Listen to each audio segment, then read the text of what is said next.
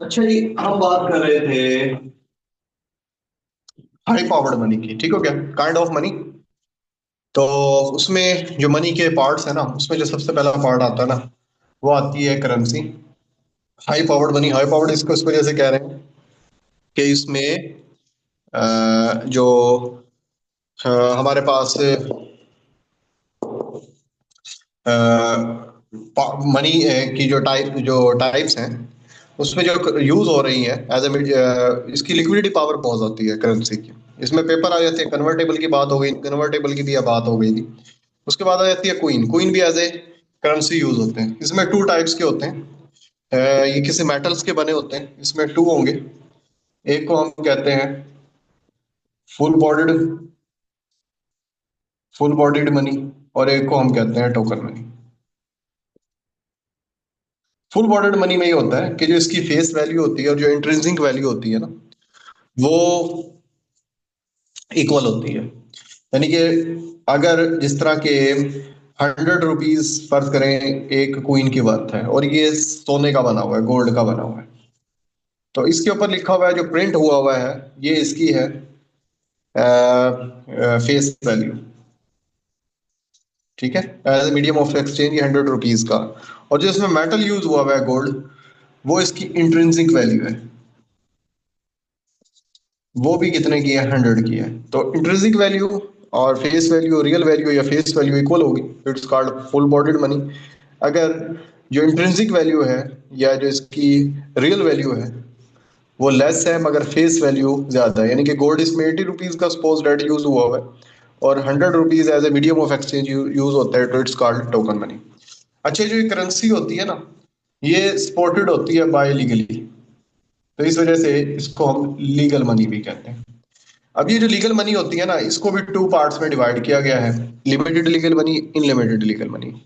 Limited legal money वो होती है जो एक लिमिट में आप as a medium of exchange use कर सकते हैं। उससे ज्यादा आप उसे यूज नहीं कर सकते। एक मिनट में माइक लगाना भूल गया, तो जैसे हो सकता है कि वॉइस में आपको थोड़ा प्रॉब्लम आ रहा हो। जस्ट एक मिनट।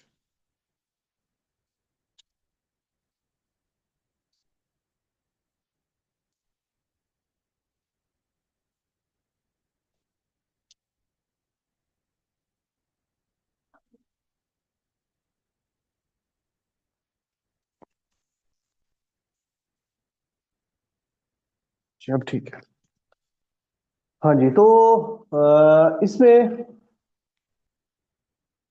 जो अनलिमिटेड होती है, इसमें जो भी ये कन्वर्टेबल पेपर मनी होती है, ये अनलिमिटेड ही होती है। इसको आप मीडियम ऑफ एक्सचेंज, अगर आपने किसी से लेन देन करना है, आप 10 रुपीज के नोट में भी कर सकते हैं। 100 रुपीज में भी अगर आपने 1 बिलियन का भी करना है, तो आप as a medium of exchange उसे यूज कर सकते हैं। तो पहले दौर में पैसे होते थे, 1 रुपए, 1 पैसा, 2 पैसा, 5 पैसे, 25 पैसे।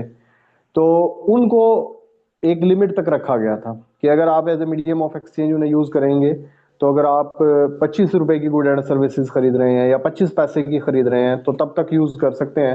अगर आपने फर्ज करें 1000 रुपए की गुड एंड सर्विसेज खरीदनी है, तो कोई लीगली पाबंद नहीं है कि वो आपसे वो इतने ज्यादा सिक्के ले। तो इसे हम क्या कहते थे? लिमिटेड, इसे लीगल टेंडर कहते थे। अच्छा, अब मनी की जो दूसरी पार्ट्स आ जाता है, वो है क्रेडिट मनी। वो क्या है? Credit money.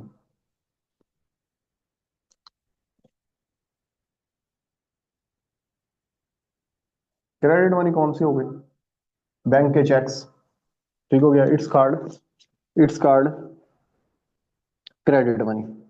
तो इसमें जो डिमांड डिपॉजिट्स हैं और टाइम डिपॉजिट्स भी नहीं, टाइम क्रेडिट मनी में हम इसको डिस्कस करते हैं। जो डिमांड डिपॉजिट्स ही हैं, उसमें 4 टाइप्स के चेक होते हैं हमारे पास।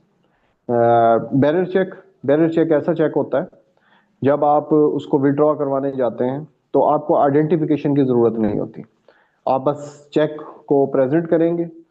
अगर अकाउंट्स में इतने पैसे मौजूद हैं और जो आपने चेक को फिल बिल्कुल ठीक किया हुआ है, तो आपको पैसे मिल जाएंगे विदाउट आइडेंटिफिकेशन। ऑर्डर चेक ऐसा चेक होता है, जो बैरर चेक होता है, उस पर बैरर का वर्ड काट कर वो ऑर्डर लिख देते हैं। ऑर्डर का मतलब ये है कि जिस शख्स का ये नाम लिखा है तो बैंक्स वाले उसकी शनाख्त करेंगे, अकाउंट्स में पैसे देखेंगे और अंदराज देखेंगे कि चेक ठीक फिल हुआ हुआ है तो आपको शिनाख्त के बाद पैसे मिलेंगे। थर्ड होता है क्रॉस चेक। क्रॉस चेक में क्या होता है कि लेफ्ट साइड पर क्रॉस लगाकर चेक के उसमें पे अकाउंट ऑनली लिख दिया जाता है, वो आप विड्रॉ नहीं करवा सकते। नॉर्मली स्कॉलरशिप के ऐसे चेक आते हैं और उसमें पहले वो आप अपना अकाउंट ओपन करवाएंगे, अगर आपका अकाउंट है तो उसमें वो अकाउंट आपके अकाउंट में डिपॉजिट होगा चेक, फिर वो वहां से बैंक वाले उसको क्लियर करेंगे और आपके बैंक में वो पैसे आएंगे अकाउंट में, और फिर आप उसको बैरर चेक से या ऑर्डर चेक से विड्रॉ करवा सकते हैं। एक होता है ट्रैवलर चेक, अब तो ये ट्रैवलर चेक यूज नहीं होता। ये जब लोग एक जगह से दूसरी जगह ट्रैवल करते थे लंबा और उन्हें इनसिक्योरिटी फील होती थी तो वो फिर इसको यूज करते थे। अच्छा, तीसरा जो पार्ट होता है इसमें वो नेयर मनी होती है। नेयर मनी उसको वो as a medium of exchange government ने अनाउंस तो नहीं की होती। इसमें जो बैंक ड्राफ्ट है, जो बिल ऑफ एक्सचेंज है, टाइम डिपॉजिट्स हैं, गवर्नमेंट्स के बॉन्ड्स हैं, सिक्योरिटीज हैं, वो तमाम की तमाम चीजें इसमें शामिल होती हैं मनी में। वो as a medium of exchange इस्तेमाल हो सकती हैं, पर उसको गवर्नमेंट ने अनाउंस नहीं किया होता है ये एज ए करेंसी है। ठीक हो गया। तो मनी में हर वो चीज जो गुड एंड सर्विसेज आप as a medium of exchange use करें, store of value, unit of account, ठीक हो गया, तो वो हमें उसे क्या कह रहे होते हैं, मनी कह रहे होते हैं। नॉर्मली जो ज्यादातर यूज होती हैं वो ये वाला पार्ट जो करेंसी का पार्ट होता है as a medium of exchange use होता है। अब आहिस्ता आहिस्ता हम क्रेडिट मनी की तरफ भी जा रहे हैं जिसमें एटीएम कार्ड है, चेक्स हैं और ये तमाम की तमाम चीजें शामिल हैं। तो जो मनी और करेंसी में हमसे फर्क पूछा जाए तो मनी एक ब्रॉडर कंसेप्ट है, ठीक हो गया, और करेंसी उसका एक पार्ट होती है। ठीक हो गया। तो ये करेंसी सिर्फ इसका पार्ट है और मनी के अंदर क्रेडिट मनी भी आ जाती है और फिर उसके बाद नेयर मनी भी आ जाती है। इसी तरीके से हम मनी को क्लासिफाई करते हैं इसी बेस पर मुख्तलिफ कैटेगरीज में, यानी कि जो मनी है उसको हम डिवाइड कर देते हैं मुख्तलिफ हिस्सों में, M0, M1, M2, M3, M4। ठीक हो गया। जो M0 है ना, इसको हम मॉनेटरी बेस कहते हैं। इसमें करेंसी और बैंक रिजर्व शामिल होते हैं। और जो M1 है इसमें ये तमाम चीजें शामिल होंगी जो पीछे हम पढ़ चुके हैं, CC प्लस इसमें डिमांड डिपॉजिट। M2 में अगर हम देखें तो M2 में ये तमाम पिछली चीजें शामिल हो जाएंगी और इसमें टाइम डिपॉजिट आ जाएंगे, सिक्योरिटीज आ जाएंगी और आगे और दूसरी चीजें इसमें शामिल होती चली जाएंगी। अगर हम इसको गौर से जायजा लें तो जो इसकी मॉनेटरी बेस है ये, इसमें वो चीजें शामिल हैं जो करेंसी हमने अभी पढ़ी है। तो M0 M1 के अंदर जो मोस्ट लिक्विड मनी शामिल होती है। मोस्ट लिक्विड मनी का मतलब ये है कि जो करेंसी है और ये जो डिमांड डिपॉजिट है ये फौरन किसमें कन्वर्ट हो जाते हैं, ये कन्वर्ट हो जाते हैं गुड एंड सर्विसेज में। पर इनका ये होता है कि इनके ऊपर रेट ऑफ इंटरेस्ट नहीं मिलता। ठीक है। जैसे आप M0 से M1, M2, M3, M4 पर पहुंच जाएंगे, यहां पर इसमें होंगी लॉन्ग टर्म डिपॉजिट्स होंगे। वो डिपॉजिट्स होंगे जिनको आप फॉरेन मनी के अंदर कन्वर्ट नहीं कर सकते या फॉरेन गुड एंड सर्विसेज के अंदर कन्वर्ट नहीं कर सकते, उनको थोड़ा टाइम लगता है, बट इनके ऊपर रेट ऑफ इंटरेस्ट क्या होता है, हाई होता है। तो अभी जो हमने मनी की डेफिनेशन पढ़ी उसमें जो पहला टाइप था करेंसी, वो उस पर आपको जो रेट ऑफ इंटरेस्ट है वो बिल्कुल मामूली या ना होने के बराबर में होता है, पर उसकी जो लिक्विडिटी पावर है वो ज्यादा होती है। उनको हमने M0 और M1 में एडजस्ट किया है। ठीक हो गया। अभी मैं जब मनी मल्टीप्लायर पढ़ाऊंगा ना तो ये मॉनेटरी बेस बनाकर फिर इससे मनी सप्लाई को ऐसे इंक्रीज करेंगे। अभी जस्ट क्योंकि हम वो टॉपिक्स डिटेल के साथ पढ़ नहीं रहे तो इस वजह से इसको मैं थोड़ा थोड़ा आपको हिंट देता जा रहा हूँ कि किस तरीके से हमने इनको हैंडल करना है। तो MCQs क्या बना जाता है कि जो मॉनेटरी बेस है या नैरो मनी है तो उसमें उसमें। और जो ब्रॉडर मनी है, इसको हम कहते हैं ब्रॉडर मनी, ये नैरो मनी है। ठीक हो गया, जिसको करेंसी कहा था हमने। इसमें लिक्विडिटी पावर ज्यादा होती है, इंटरेस्ट रेट की सलाहियत कम होती है। जो ब्रॉडर मनी होती है उसमें लिक्विडिटी पावर कम हो जाती है और रेट ऑफ इंटरेस्ट उसमें इंक्रीज होता चला जाता है। तो एटीएम, ऑटोमेटेड टेलर मशीन हम इसे कहते हैं। ये आपने एक एमसीक्यूज आता है, अक्सर बच्चों को नहीं पता होता कि जो एटीएम है वो किस चीज का एब्रिवेशन है, इसको भी आपने याद रखना है। उसके बाद नेक्स्ट चैप्टर आ जाता है इसमें मनी। ठीक हो गया। मनी में दो चीजें इंपॉर्टेंट हैं, दो थ्योरीज में, एक क्यूटीएम है, क्वांटिटी थ्योरी ऑफ मनी, और दूसरी है इन्फ्लेशन। जो क्यूटीएम है ये बताती है वैल्यू ऑफ मनी को। वो कहता है कि जो वैल्यू ऑफ मनी है ना वो प्राइस का रेसिप्रोकल होती है। अगर प्राइसेस इंक्रीज होंगी, मनी ऑफ वैल्यू डिक्रीज हो जाएगी। इसकी एक इकोनॉमिस्ट था टॉजिंग, इसने इसको एक्सप्लेन किया था। इसने कहा था कि जब आप मनी सप्लाई को अगर 50%, 100% इंक्रीज करेंगे, तो जो प्राइसेस है ना वो भी 100% इंक्रीज हो जाएंगे। ठीक है, और जो वैल्यू ऑफ मनी है वो 100% क्या हो जाएगी, डिक्रीज हो जाएगी। यानी कि जितनी आप मनी सप्लाई को इंक्रीज करेंगे उतना टाइम प्राइसेस इंक्रीज हो जाएंगी, और जो वैल्यू ऑफ मनी है उतना टाइम वो डिक्रीज हो जाएगी। ठीक हो गया। अगर double the money supply, double the prices, and the value of money will be half, और अब जो मनी की वैल्यू है वो हाफ हो जाएगी। और फिशर ने इसकी एक बड़ी मशहूर जमाना इक्वेशन इंट्रोड्यूस करवाई थी, M B is equal to P Y, M for money supply, V for velocity. Velocity यानी कि जो एक नोट है वो एवरेज कितना सर्कुलेट होता है इकोनॉमी में, it's called velocity. P for price, Y for good and services है। ठीक हो गया। तो इसमें हमने वेलोसिटी को और आउटपुट को in the short run constant रखना होता है, सिर्फ और सिर्फ एम और पी का रिलेशनशिप देखना होता है। तो अगर हम इसको देखें, M V is equal to P और वाई, पी का और वी का डायरेक्ट रिलेशनशिप है, और पी का और आउटपुट का नेगेटिव है, और वी का भी ये है, पर ये वी और आउटपुट कांस्टेंट है। और यहाँ पर जो इनका प्रोपोर्शनल रिलेशनशिप होता है इसको हम 1-to-1 भी रिलेशन कहते हैं। इसी से फिर आगे हम फिशर इफेक्ट को एक्सप्लेन करते हैं, ये फिशर इफेक्ट क्या है।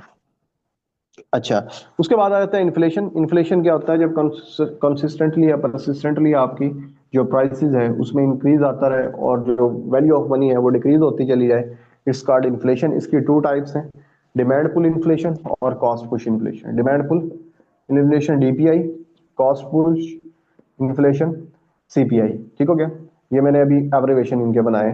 जो डिमांड पुल इन्फ्लेशन है वो आती है फिस्कल पॉलिसी की वजह से, मॉनेटरी पॉलिसी की वजह से, कमर्शियल पॉलिसी की वजह से। ठीक है, fiscal policy relevant to government expenditure and government revenue policy, यानी कि गवर्नमेंट टैक्सेस बढ़ा दे तो टैक्सेस कम कर दे तो एग्रीगेट डिमांड बढ़ने की वजह से इन्फ्लेशन आएगी।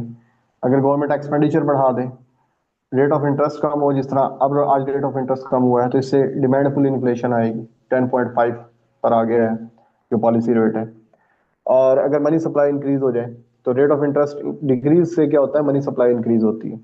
सीपीआई कमर्शियल पॉलिसी है कि एक्सपोर्ट्स एंड इंपोर्ट्स की पॉलिसी, जिस तरह के अगर लूज कमर्शियल पॉलिसी है आपकी, आप बाहर से आने वाली चीजों के ऊपर टैक्सेस नहीं लगा रहे, फ्रीली आना जाने दे रहे हैं, तो लोग ज्यादा डिमांड करेंगे। जिस तरह के पाकिस्तान में गाड़ीज है, कमर्शियल टाइट कमर्शियल पॉलिसी है, जो 10 लाख की गाड़ी हम 30 लाख की बेच रहे हैं टैक्सेस लगाकर।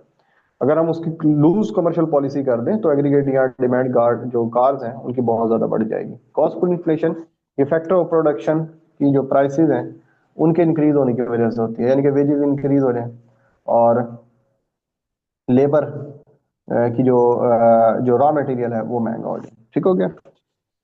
तो ये है जी मनी का चैप्टर। इसमें से ये दो क्वेश्चंस मैंने आपको बताए, ये अच्छे तरीके से पढ़ लेने हैं। बाकी है और भी चीजें हैं, पढ़नी आपने सभी ही हैं।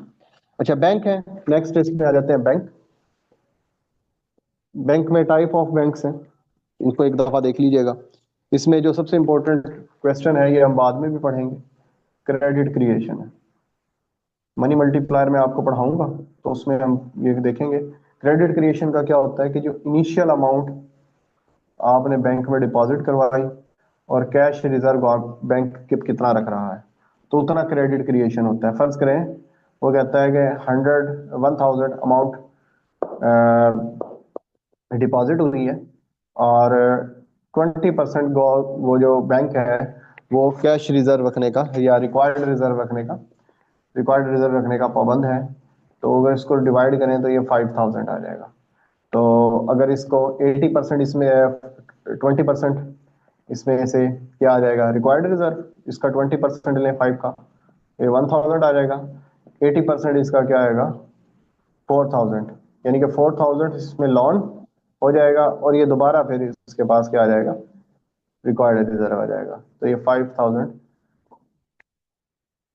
हमारे पास क्रेडिट क्रिएशन होंगे। क्रेडिट क्रिएशन के 2 पार्ट्स होते हैं, ये आपने लोन एक्सपेंड किया और जितना आपने अपने पास रिक्वायर्ड रिजर्व रखा।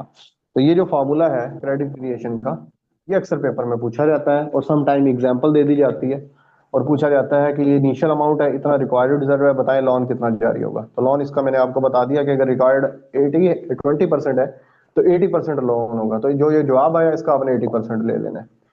अगर वो आपसे पूछे इनिशियल रिजर्व कितना था, तो इनिशियल अमाउंट जितनी डिपॉजिट हुई है उतना ही रिक्वायर्ड रिजर्व निकलता है। ये आपने बात याद रखनी है, इन दोनों का सम ले लें तो ये टोटल क्रेडिट क्रिएशन होती है। तो ये एमसीक्यूज, 4 एमसीक्यूज हैं इसमें। अच्छा, उसके बाद आ जाता है मॉनेटरी पॉलिसी। आज ही अनाउंस हुई है, ठीक हो गया, क्वार्टरली अनाउंस होती है, सेंट्रल बैंक अनाउंस करता है। और जो गवर्नर है इसका नाम आपने मुझे बताना है कि आजकल स्टेट बैंक का गवर्नर कौन है।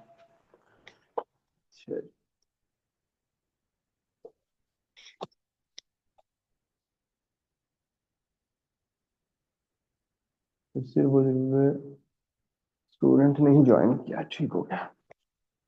अच्छा, मॉनेटरी पॉलिसी में दो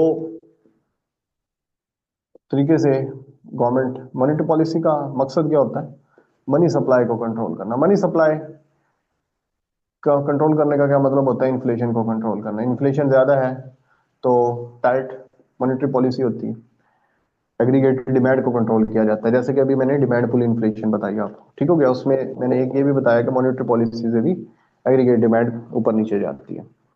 तो असल मकसद क्या होता है, इन्फ्लेशन को कंट्रोल करना, मॉनेटरी पॉलिसी। तो इसके दो मेजर होते हैं, एक क्वांटिटेटिव होते हैं, एक क्वालिटेटिव होते हैं। क्वांटिटेटिव को हम डायरेक्ट एक्शन कहते हैं, क्वालिटेटिव को इनडायरेक्ट एक्शन कहते हैं। इसमें जो सबसे पहला क्वांटिटेटिव के अंदर आता है ना, डिस्काउंट रेट पॉलिसी होती है। Discount rate policy, discount rate policy क्या है कि जब सेंट्रल बैंक लोन प्रोवाइड करता है या जो उनसे लेन देन करता है कमर्शियल बैंक से, उस वक्त जो वो इंटरेस्ट रेट चार्ज करता है इट्स कॉल्ड डिस्काउंट रेट। अगर ये इंक्रीज कर दे तो जाहिर सी बात है जो कमर्शियल बैंक है जब वो पब्लिक से डीलिंग करेंगे तो वहां भी रेट ऑफ इंटरेस्ट क्या होगा, इंक्रीज होगा। जब रेट ऑफ इंटरेस्ट इंक्रीज होता है तो एग्रीगेटेड डिमांड क्या होती है, कम होती है, और प्राइसेस क्या हो जाती हैं, कम होती हैं। अगर प्राइसेस को इंक्रीज करना मकसूद हो तो फिर ये रेट ऑफ इंटरेस्ट डिक्रीज कर दिया जाता है। दूसरा इसका मेजर होता है ओपन मार्केट ऑपरेशन, ये बहुत इंपॉर्टेंट है। इसमें क्या करता है कि गवर्नमेंट लोगों से एग्रीगेट डिमांड कम करने के लिए सिक्योरिटीज, बॉन्ड्स को सेल करती है। तो क्या होता है, लोगों का पैसा गवर्नमेंट के पास जाना शुरू हो जाता है। ये लोगों के पास पैसा नहीं रहता, वो सारे का सारा पैसा गवर्नमेंट की तरफ जाता है, तो वो एग्रीगेट डिमांड को कम करते हैं जिसकी वजह से प्राइसेस कम हो जाती हैं। और इसमें variation in reserve requirement, reserve requirements यानी कि जब आप लोन लेते हैं तो उसके बदले आपको सिक्योरिटीज देनी पड़ती है, तो उसके दरमियान एक गैप होता है।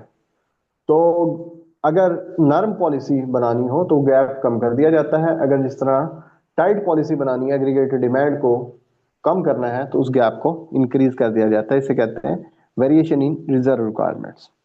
उसके बाद क्रेडिट रोशनिंग कर दी जाती है। अगर फिर भी मसला नहीं हल हो रहा तो हर बैंक को की एक लिमिट, रोशन लिमिट, क्रेडिट रोशनिंग का मतलब एक लिमिट लगा दी जाती है कि आप इतना लोन देंगे, इससे ज्यादा आप लोन प्रोवाइड नहीं करी जाएंगे, यानी कि कोटा सिस्टम दूसरे लफ्जों में।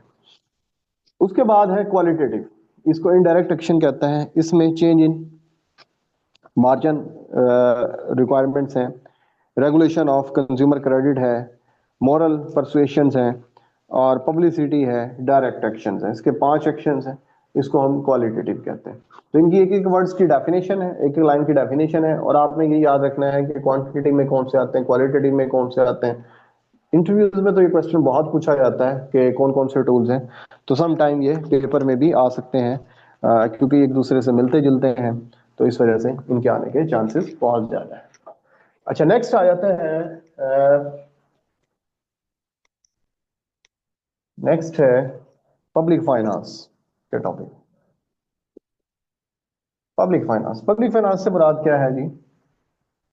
पब्लिक फाइनेंस से मुराद जो गवर्नमेंट के रेवेन्यू और जो गवर्नमेंट के एक्सपेंडिचर होते हैं, उससे रेलेवेंट जो पॉलिसी होती है उसको हम फिस्कल पॉलिसी कहते हैं। ठीक हो गया। पब्लिक फाइनेंस में गवर्नमेंट किन सोर्सेज से रेवेन्यू जनरेट कर रही है और किस तरीके से ये स्पेंड कर रही है, क्योंकि अभी मैंने आपको बजट भी पढ़ाना है, तो उसमें भी ये दोबारा चीजें आएंगी, तो इस वजह से इस चीज को अच्छे तरीके से आज आपने समझ लेना है। ठीक हो गया।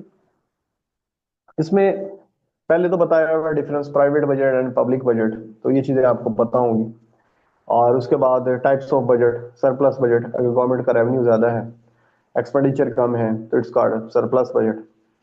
अगर रेवेन्यू कम है, खर्चे ज्यादा हैं, तो इट्स कॉल्ड डेफिसिट बजट। ये बजट मैंने डिटेल से पढ़ाऊंगा, आप मैंने स्लाइड बना ली है उसकी, तो इंशाल्लाह हम उसको डिस्कस करेंगे इसी वीकेंड पर या नेक्स्ट वीक, तो हो जाएगा, स्लाइड उसकी मुकम्मल है। आजकल मैं इस्लामिक बैंकिंग पर काम कर रहा हूँ थोड़ा, उसका मटेरियल को सम अप कर रहा हूँ, मटेरियल तो है, उसको सम अप करना है, तो वो इंशाल्लाह जो छोटे छोटे टॉपिक्स हैं ना हमारे इकोनॉमिक्स के, तो इंशाल्लाह ये इस हफ्ते में कोशिश करूंगा कि कुछ कवर हो जाए। अच्छा, फिर इसमें है जी canon of taxation. Canon of taxation में ना फोर कौन जो कैनन है ना, वह एडम स्मिथ के हैं। आपने इसको याद कर लेना है, ई सी ई सी।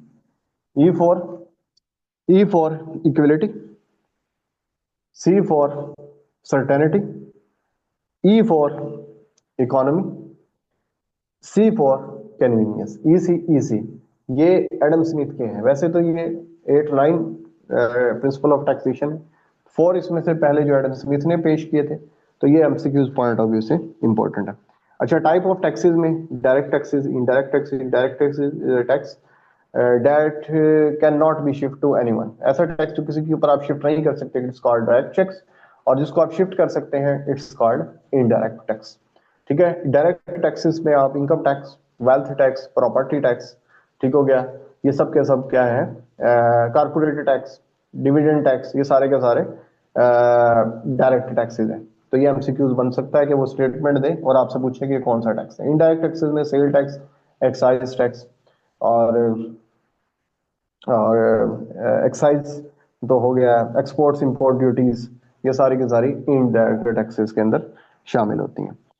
अच्छा, उसके बाद जो टैक्स इम्पोज किया जाता है उसमें 3 टाइप्स के टैक्स हैं। प्रोपोर्शनल टैक्स, प्रोपोर्शनल टैक्स उसे हम कहते हैं कि जब हर इनकम की ब्रैकेट के ऊपर एक ही रेशो से आप टैक्स लगाएं। एक बंदे की इनकम 1 लाख है, 2 लाख है, 3 लाख है, इस पर भी 10% है, इस पर भी 10% है, इस पर भी 10%, इट्स कॉल्ड प्रोपोर्शनल टैक्स। अगर 1 लाख पे 10% है, 2 लाख पे 15% है, और इस पर 20% है, इनकम इंक्रीज के साथ ये इंक्रीज हो रहा है, तो it's called progressive tax. Regressive tax क्या होता है? कम इनकम वाले के ऊपर ज्यादा लगाते हैं और जिसकी इनकम ज्यादा है उसके ऊपर कम लगाते हैं। तो ये इन्वेस्टमेंट को इनकरेज करता है कि लोग अपनी इनकम को छुपाएं ना, ब्लैक इकोनॉमी ना हो, ब्लैक मार्केटिंग ना हो, और स्मगलिंग वगैरह इस तरह के लोग मामला ना हो, टैक्स चोरी ना लोग करें। तो ये प्रोग्रेसिव टैक्स उन कंट्रीज में लगाया जाता है जहां पर वो चाहते हैं कि जो उनकी इकोनॉमी है वो बिल्डअप। अच्छा जी, अब आ जाता है हमारे पास बजट। ये बहुत इंपॉर्टेंट है। इसमें बजट, इसको 3 पार्ट्स में डिवाइड करते हैं। एक सेगमेंट्स, ये बजट्स के सेगमेंट्स कौन कौन से होते हैं? सबसे पहला होता है रेवेन्यू बजट। पहला सेगमेंट है रेवेन्यू बजट, और दूसरे को हम कहते हैं कैपिटल बजट। ये अगर आप अच्छे तरीके से आज समझ लेते हैं, जब मैं मेरे बजट पढ़ाना है ना आपको, तो ये आपको अच्छे तरीके से समझ आ जाएगा। रेवेन्यू ये सेगमेंट है, सेगमेंट दो सेगमेंट होते हैं बजट के, रेवेन्यू बजट और कैपिटल बजट। ठीक हो गया। यहाँ पर रेसिप्ट्स होती हैं, रेसिप्ट्स का मतलब आमदनी है, और यहाँ पर एक्सपेंडिचर होते हैं, एक्सपेंडिचर का मतलब खर्च हो गए। अब जो आमदनी रिसीव होती है ना गवर्नमेंट को, वो दो तरह की होती है। एक को हम कहते हैं रेवेन्यू रिसिप्ट,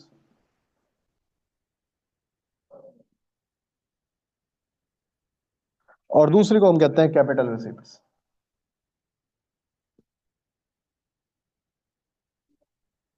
ये जो रेवेन्यू रिसिप्ट है ना, इसमें दो तरह की इनकम डोमिनेंट है, और भी होती है, वो हम जब मैं बजट का कंपोनेंट्स पढ़ाऊंगा ना उसमें और क्लियर करूंगा। एक इसमें टैक्स रेवेन्यू होता है, जो टैक्स से आपकी इनकम आती है। इसमें डायरेक्ट टैक्सेस भी है, नॉन डायरेक्ट है, और इसमें नॉन टैक्स रेवेन्यू भी शामिल होता है।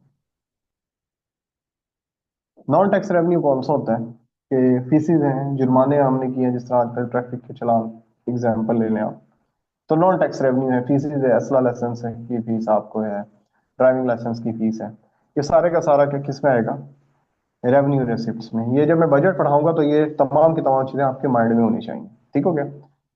अच्छा, फिर कैपिटल रिसिप्ट्स क्या है कि हमने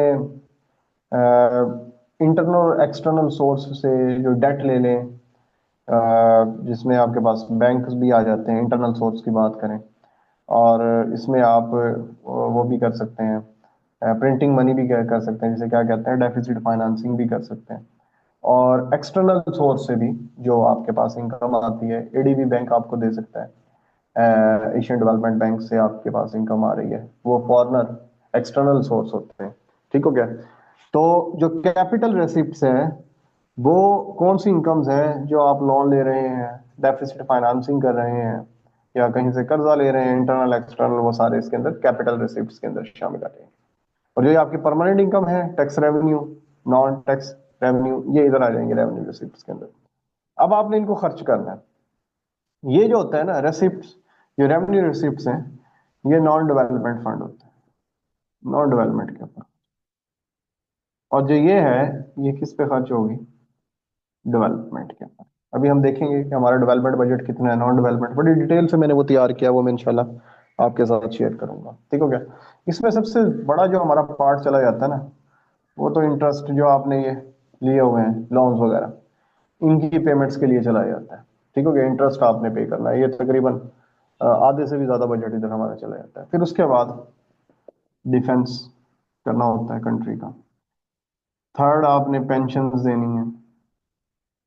फिर अनसीन आपके पास जो इंसिडेंट आ जाते हैं, उनके लिए आपने रखना होता है। ठीक हो गया। और फेडरल गवर्नमेंट चलाने के लिए, तो ये सारे का सारा जो रेवेन्यू रिसिप्ट्स हुई थी, नॉन डेवलपमेंट के अंदर ही जा रहा है। अब डेवलपमेंट के अंदर आपने क्या करना है, एजुकेशन के ऊपर खर्च करना है, हेल्थ के ऊपर खर्च करना है, इरिगेशन के ऊपर खर्च करना है, जो मिनिस्ट्री एंड डिवीजन है, ठीक हो गया, उनके ऊपर जो होगा वो सारे के सारा यहाँ से कैपिटल रिसिप्ट्स के से हमने खर्च करना है। तो इट्स कॉल्ड डेवलपमेंट। ठीक हो गया। तो ये बजट्स के हमारे पार्ट होते हैं, इसको आपने जहन में रखना है। तो जब हम इसको पढ़ेंगे तो ये सब चीजें वहां भी हम डिटेल से देखेंगे। अब लास्ट टॉपिक आ गया, आठवां चैप्टर है इसका, जुबला वसीर की बुक का। कल से मैक्रो इकोनॉमिक्स प्रॉपर स्टार्ट करेंगे। ये सेकेंड ईयर की इकोनॉमिक्स इस वजह से पढ़ाई है कि ये बहुत ही जरूरी बुक है, इसी वजह से इसके पढ़ाए बगैर गुजारा हमारा नहीं होता। हाँ जी। International, international trade. International trade क्या है कि जब हम कोई कंट्री गुड एंड सर्विसेज को मूव करता है, एक कंट्री से दूसरे कंट्री, या good and services border cross करती हैं, तो वो किस में कंसिडर होती हैं, इंटरनेशनल। और जो डोमेस्टिक ट्रेड है या लोकल ट्रेड आप उसे कह लें, वो भी दिन का कंट्री होता है। तो इसका कंपैरिजन दिया हुआ है इसमें। तो जो कंपैरिजन है वो कोई पेपर पॉइंट ऑफ व्यू से इम्पोर्टेंट नहीं है, और कि हमारी एक्सपोर्ट्स कैसे कम होती हैं, कैसे बढ़ सकती हैं। ये भी कोई ख़ास इम्पोर्टेंट टॉपिक नहीं है। इसमें जो इम्पोर्टेंट टॉपिक्स हैं वो ट्रेड की थ्योरीज हैं। इसमें सिर्फ और सिर्फ ना 3 ट्रेड की थ्योरीज दी गई हैं। यहाँ से जस्ट आप इनका कॉन्सेप्ट ले लेंगे जब इंटरनेशनल ट्रेड के कुछ लेक्चर्स, क्योंकि हमारे आउटलाइन में इंटरनेशनल ट्रेड को उसने मेंशन नहीं किया हुआ, ना डेवलपमेंट को है, पर हमने वो करना है क्योंकि उसके बगैर तो इकोनॉमिक्स को पूरी नहीं होगी। ठीक है, पहले मेरा फोकस ये है कि जो हमें आउटलाइन मिली हुई है एफटीएससी की तरफ से हम उसको कवर करें। ठीक है, जैसे ये टाइम हमारा इंशाल्लाह बच जाएगा, क्योंकि जो मेजर पार्ट था माइक्रो इकोनॉमिक्स वो हम कर चुके हैं। मैक्रो इकोनॉमिक्स के बाद हमारे पास बहुत ज़्यादा टाइम होगा इंशाल्लाह, और फिर हम वो दूसरे जो है हमारे टॉपिक्स जो इसने नहीं भी लिखे पर इकोनॉमिक्स की में उनको पढ़ना ज़रूरी है, तो उनको हम इंशाल्लाह ज़रूर टच करेंगे। अच्छा, इसमें सबसे पहले आ जाती है एडम स्मिथ की थ्योरी, जिसे हम क्या कहते हैं, एब्सोल्यूट एडवांटेज थ्योरी। ठीक हो गया। उसके बाद आ जाती है रिकार्डो की थ्योरी, जिसे हम क्या कहते हैं, कंपैरेटिव एडवांटेज थ्योरी। फिर इसने ना मॉडर्न थ्योरी के नाम से एक थ्योरी लिखी हुई है, जिसे हम एचओ मॉडल हेक्सचर ऑलिन थ्योरी कहते हैं। ठीक हो गया। एडम स्मिथ की जो थ्योरी है इसमें वो कहता है कि जब ट्रेड उस वक्त सूटेबल और बेनिफिशियरी रहेगी जब टू नेशंस ट्रेड कर सकती हैं, कि जब वन नेशन को वन गुड्स में एब्सोल्यूट एडवांटेज है और दूसरी नेशन को दूसरे में एब्सोल्यूट एडवांटेज है। दूसरे लफ्जों में एक मुल्क एक चीज बनाने में बेहतर है और दूसरा मुल्क दूसरी चीज बनाने में बेहतर है, तो ये ट्रेड पॉसिबल है। It's called absolute advantage. बस यही याद करना है। कंपैरेटिव एडवांटेज में क्या होगा कि one nation have absolute advantage in both commodities and other nation has absolute disadvantage in both commodities. So first nation will see in which commodity he has more comparatively advantage. Advantage तो दोनों में है, उस वो देखेगी कि अब मुझे ज्यादा एडवांटेज किसमें है। जिस तरह के पाकिस्तान के साथ अमेरिका की ट्रेड का जो वॉल्यूम है वो बहुत ज्यादा है। अब अमेरिका तो बहुत बेहतर है पाकिस्तान से हर चीज में, पर वो अपने रिसोर्सेज किधर लगाता है जहां उसको ज्यादा एडवांटेज है, जहां पर कम एडवांटेज होता है वहां पर वो छोड़ देता है। अब पाकिस्तान जब अमेरिका से ट्रेड करता है तो जो चीजें वो मंगवाता है उनको भी बना सकता है, पर वो उनके पास टेक्नोलॉजी नहीं है, उनमें वो बहुत बुरा है। और जो उनको एक्सपोर्ट कर रहा है उसमें भी कोई अच्छा नहीं है, बुरा ही है, पर उनमें कम बुरा है। तो यहाँ पर देखा जाता है कंपैरेटिवली कि इसमें मुझे ज्यादा नेशन देखेगी कि किस में मुझे ज्यादा एडवांटेज है और किस में मुझे दूसरी नेशन देखेगी कि मुझे किस में कम डिसएडवांटेज है। तो it's called comparative advantage theory. ये डिटेल से हम इंशाल्लाह जब मैं इंटरनेशनल इकोनॉमिक्स की थ्योरीज आपको एक्सप्लेन करूंगा तब मैं आपको बताऊंगा। एचओ मॉडल में क्या होता है, ये एक्सटर्नल मॉडल है।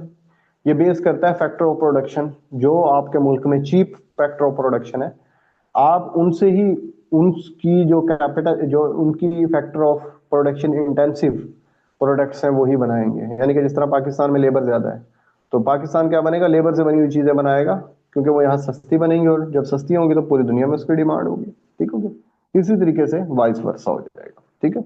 अब यहाँ पर दो कॉन्सेप्ट हैं, balance of trade and balance of payment. Balance of trade क्या करता है, किसी भी कंट्री का होल वर्ल्ड के साथ रिकॉर्ड देखता है सिर्फ और सिर्फ एक्सपोर्ट और इंपोर्ट्स का। एक्सपोर्ट इंपोर्ट्स भी कौन सी, जो विजिबल है। दूसरे लफ्जों में सिर्फ और सिर्फ जो गुड्स हैं उनका रिकॉर्ड देखना कि हमारी कितनी गुड्स आ रही हैं और कितनी गुड्स हमारे मुल्क से जा रही हैं। अगर इसका हम रिकॉर्ड रखते हैं तो it's called balance of trade. ठीक हो गया। बैलेंस ऑफ पेमेंट, इसमें हम इसको 3 अकाउंट्स में हम डिवाइड कर लेते हैं। एक को हम कहते हैं करंट अकाउंट, दूसरा कैपिटल अकाउंट, तीसरे को हम कहते हैं ऑफिशियल रिजर्व। जो करंट अकाउंट है इसमें हम गुड एंड सर्विसेज को, जो डोमिनेंट इसमें जो फैक्टर है, एक फैक्टर और इसमें शामिल होता है, हम जस्ट इसको सिंपल करते हैं। करंट अकाउंट में गुड एंड सर्विसेज की जो लेन देन है दुनिया के साथ वो शामिल करते हैं। इधर सिर्फ गुड्स थी। अगर बैलेंस ऑफ ट्रेड और करंट अकाउंट में आपसे डिफरेंस पूछा जाए तो इधर सर्विस भी होती है, इधर सिर्फ और सिर्फ विजिबल गुड है, इधर विजिबल और इनविजिबल है। कैपिटल अकाउंट में जो कैपिटल आपके कंट्री में आया है, आपके कंट्री से जा रहा है, ठीक हो गया, वो इसके अंदर शामिल किया जाता है। इन दोनों को अगर हम मिला लें तो ये होता है ऑटोनोमस अकाउंट। ये क्या होता है? Autonomous account. इन दोनों को हम आजादी के साथ हम इसको मैयर करते हैं। इसका जवाब पॉजिटिव भी आ सकता है, नेगेटिव भी आ सकता है, जीरो भी आ सकता है। पाकिस्तान का नॉर्मली नेगेटिव आता है, तो नेगेटिव करने के लिए हमें ऑफिशियल रिजर्व आईएमएफ के पास जाना पड़ता है, जो हमें इसको बैलेंस करके देता है, हमें लोन देता है। तो इस वजह से हम इसको क्या कहते हैं? अकोमोडेटिंग अकाउंट कहते हैं। ठीक हो गया? तो ये इसके थ्री अकाउंट्स हैं बैलेंस ऑफ पेमेंट्स के। इनको इनके अंदर डिफरेंस, ये इंटरव्यूज क्वेश्चन भी हैं, और ये पेपर पॉइंट ऑफ व्यू से भी इम्पोर्टेंट है। और ये जितनी चीजें मैंने आप लोगों को पढ़ाई हैं ये आप लोगों ने देख लेंगे। अच्छा, कुछ चीजें थी थ्योरेटिकल। वो जो चीजें हैं जो थ्योरेटिकल्स हैं, इसमें आएंगे आपको। वो पेपर पॉइंट ऑफ व्यू से कुछ इंपॉर्टेंट भी थी, कुछ इंपॉर्टेंट नहीं है। थ्योरेटिकल चीजें जैसे कि डब्ल्यूटीओ है, वो बनी यकम जनवरी 1995 को। उसका पहला नाम क्या था? गैट था। इसी तरीके से कुछ एक दो एमसीक्यूज बैंकिंग वाले चैप्टर में, इस्लामिक बैंकिंग के भी हैं, तो क्योंकि वो मैंने बाद में पढ़ाना है तो इस वजह से मैंने छोड़ दी है। पर आप इस बुक को जब पढ़ेंगे, 8 चैप्टर पढ़ने हैं आपने, जस्ट रीड करना है, सारी चीजें मैंने आपको बता दी हैं। तो आप लोग इन जब चैप्टर्स को पढ़ेंगे तो हर चीज को डिटेल के साथ पढ़ेंगे। ठीक हो गया? और अब ये क्लास एंड होने वाली है, तो इंशाल्लाह मैं इसकी रिकॉर्डिंग आपके साथ शेयर कर देता हूँ। और कल भी इंशाल्लाह 2 सेशन होंगे। और तब तक के लिए अल्लाह हाफिज।